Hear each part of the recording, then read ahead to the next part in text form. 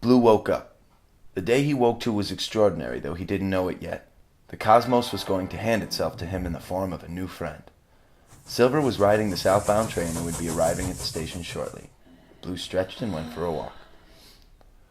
Now, Blue normally had a jolly pep in his step, and today was no exception. Fairly skipping, Blue passed by the train station. Silver slid off the train just as Blue happened to be dancing by. Never had Silver been so drawn to share the vibration of a stranger. Falling into step, Silver caught the rhythm and was beside Blue in an instant. This had never happened to Blue in all the time he'd spent skipping. He was preparing to ponder a response when Silver piped up for him. "What seems to be the trouble, my friend?" Silver asked. Blue managed to convey a decent amount of his surprise and confusion on his wispy face. "What?" he stammered. "Oh, nothing. That's how I approach everybody," said Silver coolly. "See? Don't you have the perspective that nothing's wrong? Everybody likes that one. Enjoy the sunshine, friend."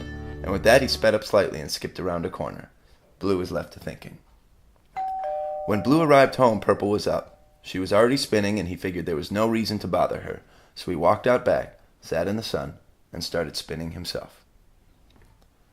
When Blue was spinning, the world seemed to make sense. Rather, the universe seemed to fit right in its place. His mind would weave through its own complex machinery, beating drums and ringing chimes that composed the world in his head. And today he did what he loves most, contemplating the beginning. Every time Blue tried to go back to the beginning, all he could see was white. He had sat spinning for days at a time and could feel the warmth and see the light, but not understand. The music in his head would sing him songs of his need to know, and his passion grew. It grew until it burned. It grew to the point where it might explode, and every day he would sit spinning and waiting for the answer. Waiting. But anyone who has walked this path knows that waiting is never the final stage. "Stop spinning so long or you'll wear yourself out," Purple would urge him to pull back. "Infinity is for us to laugh at, not to understand." She would do everything she could to save him from the brink, but the brink is where we live.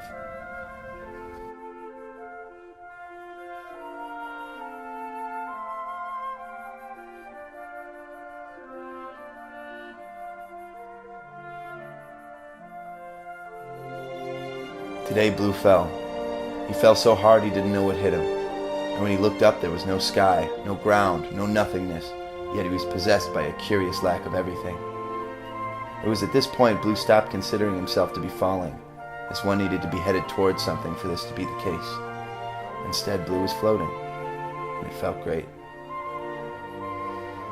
And then he felt it, that familiar feeling of atmosphere embracing him as a child in the womb.